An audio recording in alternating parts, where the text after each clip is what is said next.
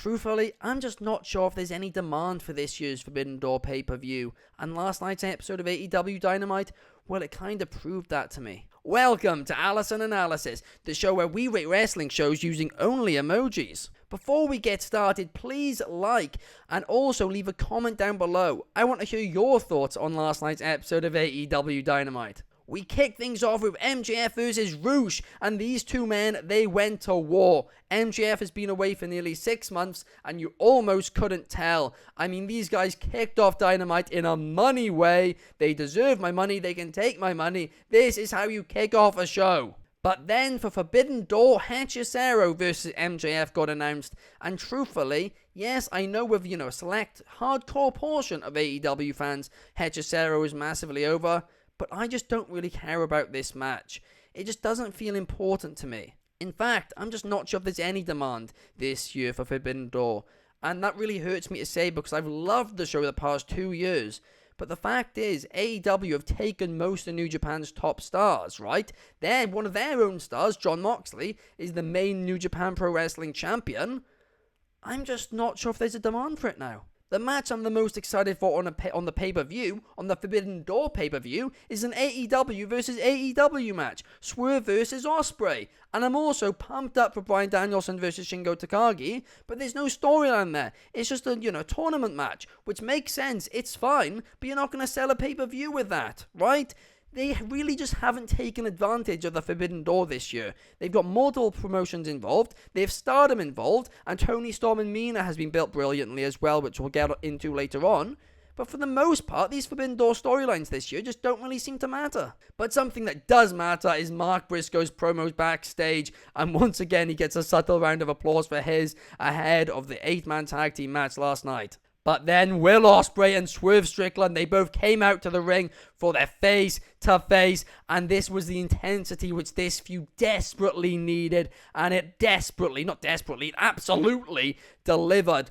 I mean, these two men, right, on the mic, they are just brilliant. Will Ospreay obviously gets a lot of respect and recognition for his amazing in-ring work, but not many people talk about his promo ability, and his promo ability is up there with the best. It truly, truly is, and since he's arrived in AEW, he's continued to prove that, and I'm excited to see more from him, and he really, really sold this match with this promo. I mean, Will Ospreay, I say it week in, week out, he is such a good get for AEW. I always joke about not liking wrestling matches which involve more than 6 men, because they always get a bit messy, and the 8-man tag last night, well, it kind of backed that up. But I did like parts of it, and overall, I will give it a thumbs up, right? It was a fun match. I love the interactions between ZSJ and Orange Cassidy. I think their match of Forbidden Door will be fun, but again, they barely built it. This Forbidden Door pay-per-view feels rushed. It feels like just not as exciting, and quite frankly, I mean, I just don't even know if I have, much of a reason if I wasn't reviewing it to buy the show, right? Is it worth $50? I don't know. Maybe for Ospreay versus Swerve, I guess. The Acclaimed then came out for their weekly wrap, and Kazuchika Okada cut it off. And Okada backstage, he's just hilarious, isn't he? He's absolute comedy. That gets a thumbs up, and so does the Young Bucks versus the Acclaimed. It sucks that this was an eliminator match, to be honest with you, because I've said it before, if you beat the champs, you should be the champ. It's as simple as that. But, the Acclaimed and the Young Bucks put on a fun match last night. It was a little slow at times, but I still enjoyed it for what it was. I guess we're getting a rematch between the two teams. I understand that the Young Bucks have these, shoes to sell, but pumping up their Reebok pumps during a match, I don't know how I feel about that. Maybe it's because the shoes are a bit before my time. I don't know. Perhaps some people were marking out for it, but for me, I was just like, what is this? Up next, we had the contract signing between Miura Shirakawa and Tony Storm, hosted by Mariah May, and this was excellent. It gets a thumbs up from me, and the only reason it doesn't get a higher rating is because it was so short. This deserved more time. It really, really did. This is like one of the only stories that actually telling heading into Forbidden Door, and it's been thoroughly entertaining. The battle for Mariah May, the battle for the AEW Women's Championship, and I'm really excited for this match. But I am going to have to give a thumbs down to the interruption by Saraya, Harley Cameron, and Anna Jay. And listen, I'm completely all for this feud between these women. But let's just wait until after Forbidden Door, right? Let's let Mina and Toni Storm really have the opportunity to build their feud up. You don't need to overshadow it with angles like this. I didn't like that. The next thing which gets a thumbs up is Statlander, Chris Statlander's new entrance. AEW often lack really signature, really cool entrances, right? There are a few exceptions to that rule, but in general, Statlander's new entrance is a little bit different, and that's cool, right? It's not an unbelievable entrance, but it's just a bit different, and I like that. But I might as well keep my thumbs up because Nyla Rose versus Statlander, well, it was quite enjoyable, wasn't it? The only negative I'd say is that, we haven't really been told where Nyla Rose has been for months and months and months. She's appeared on Ring of Honor at times, but the AEW roster is so big, it's easy to forget about these stars.